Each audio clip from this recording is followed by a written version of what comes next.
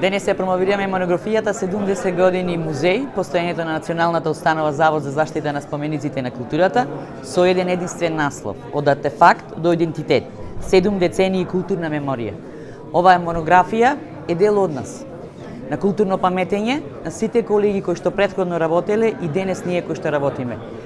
Во една година успеевме сите колеги заедно, кои што се автори, коавтори на самите текстови, да изготвиме сето она што го сработивме, што е сработено во изминатите 70 години.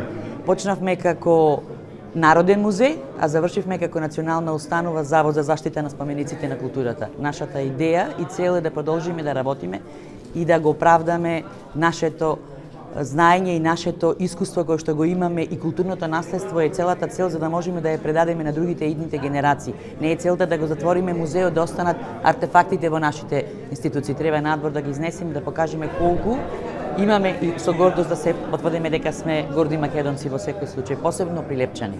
Каде спаѓа Прилепскиот регион според културното богатство кое уште треба да се истражи? Културното богатство Прилепскиот регион малце како Прилепчани можам да кажам меѓу врво на културното наследство.